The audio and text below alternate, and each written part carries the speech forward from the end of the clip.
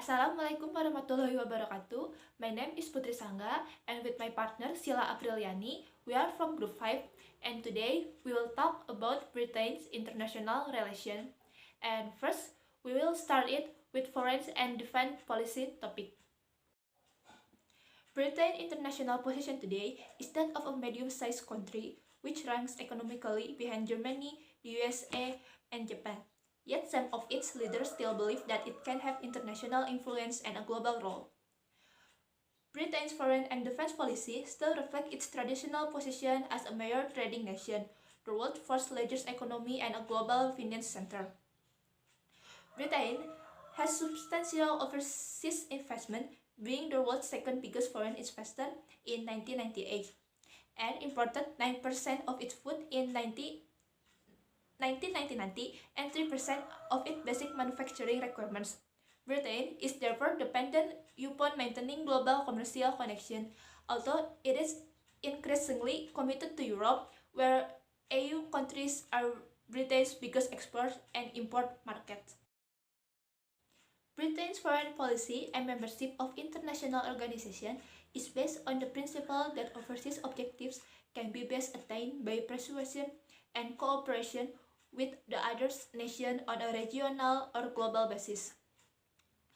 The USA has been Britain's closest ally in recent years. The USA sees Britain partly as a bridge to Europe, while Britain wants to maintain the Atlantic connection in its own bargaining with EU countries. However, a more poll in November 2001 showed that British people feel that USA is now of relatively less important to Britain than Europe. Besides USA, Britain has diplomatic relations with over 160 nations and is a member of some 120 international organizations, ranging from bodies from economic cooperation to the United Nations or UN. As a permanent member of the UN Security Council, Britain has a vested interest in supporting the UN.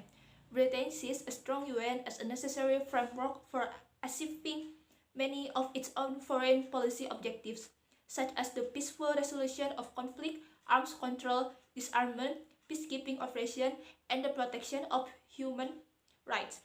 UN agencies also provide important forums for discussing issues in which Britain is involved, such as disaster relief, the use of the seabed, terrorism, the environment, energy development, and world resource. Britain's major defense alliance is with the North Atlantic Treaty Organization or NATO. Despite change in Eastern Europe since 1989 and moves to transform NATO into a more flexible military association, the British government has taken such developments cautiously and is concerned to maintain its own military defense with both conventional and nuclear force. The British government has progressively cut its defense expenditure by reducing the number of armed force personnel, ships, aircraft, and equipment. The primary objectives of defense policy are to ensure that the country's security and the NATO commitment, and to allow British force to engage in high-intensity war as well as in peacekeeping roles. The total strength of the professional armed force, which are now all volunteer following the abolition of conscription in 1960, was 207,600 in 2000. This was made up of 42,800 in the Royal Navy and Royal Marines, 110,100 in the Army, and 55,700 in the Royal Air Force. Women personnel in the Army, Navy, and Air Force are integral parts of the armed service. They were previously confined to support roles, but may now be employed in some front line of military activities. For the second topic is Empire and Commonwealth. The British Empire was built up over 8 centuries. It began with the attempted internal domination of the British Irish Isles by the English, the military conquest in Europe, and trading activities. colonization in North and South America.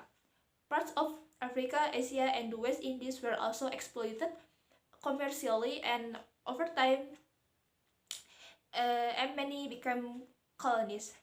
Immigrants from Britain settled in countries such as Australia, Canada, and New Zealand. The empire developed into the British Empire and Commonwealth in the late 19th and early 20th centuries when Canada, Australia, New Zealand, and South Africa became self-governing domination and achieved independence. In the mid 20th century, the British Empire and Commonwealth became the British Commonwealth as British governments granted independence to the other colonies. India and Pakistan became independent in 1947, followed by African territories in the 1950s and 1960s, and later many islands of the West Indies. The British Commonwealth then developed into the Commonwealth of Nations. As most of the remaining colonies became independent, they could choose whether they wanted to break all connection with the colonial past or remain within the Commonwealth as independent nation. Most of them decided to stay in the Commonwealth. Only a few small British colonies, dependencies, and protectorates now remain and are scattered widely, such as the Falklands and Gibraltar. The present Commonwealth is a voluntary association of some 54 independent states, including Britain. It does not have written walls and elected parliament or one political rule. There is evidence of colonial rule in many of the countries, such as educational and legal system, but few have kept the British form of parliamentary government. In the Commonwealth, has nearly a third of the world's population and comprises peoples of different religions, race, and nationalities who share a history of struggle for independence from colonialism. The British monarch is its non-political head and has varying constitutional roles in the different countries. The Prime Ministers or head of state in Commonwealth countries meet every 2 years under the auspice of the monarch for a Commonwealth conference in different parts of the world. There is a Commonwealth Secretariat in London which coordinates policy for the Commonwealth in addition to many Commonwealth societies, institutes, libraries, professional associations, and university exchange programs. English in its many varieties remain the common language of the Commonwealth, and the Commonwealth Games are held every 4 years. There are many joint British or Commonwealth programs on both official and voluntary levels in agriculture, engineering, health, and education, in which some vestige of the old relationship between Britain and the Commonwealth are still apparent. But British attempts to enter Europe since the 1960s have reduced the importance to Britain of the organization. There is no longer the traditional sense of Commonwealth solidarity and purpose, and Britain has little in common with some Commonwealth nations. Opinion polls reveal that Europe is now more important for British people than the Commonwealth is.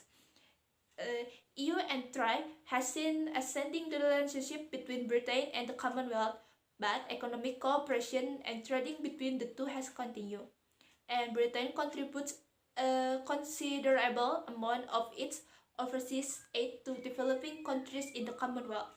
However, Britain has a declining share of this market, and its economic priorities are now more with the European Union and other world partners. Nevertheless, the Labour government feels that the Commonwealth is a success and is committed to raising its profile. The third topic is the European Union.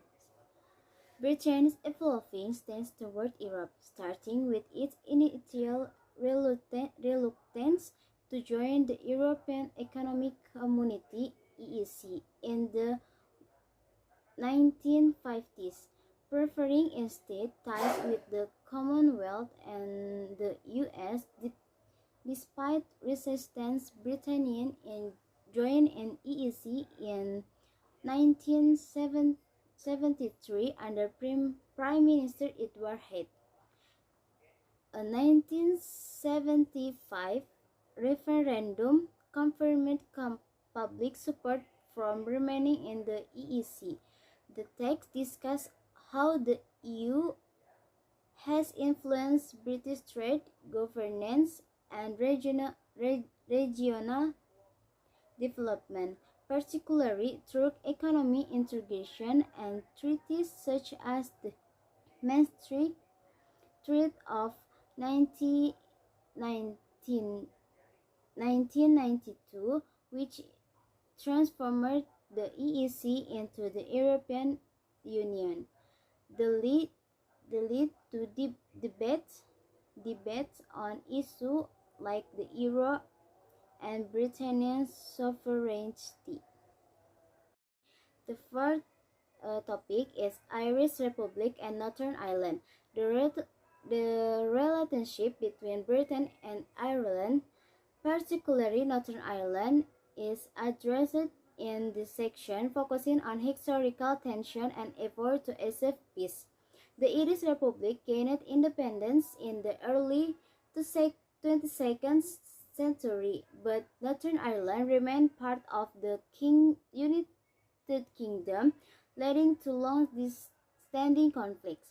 The text outlines political and social challenges, including the impact of the IRA and the peace process, ultimately leading to agreements like the 1998 Good Friday Agreement, which aimed to establish a framework for political cooperation. So much material that my college Putri Sangga and I can convey. Thank you very much for watching this video. Wassalamualaikum warahmatullahi wabarakatuh.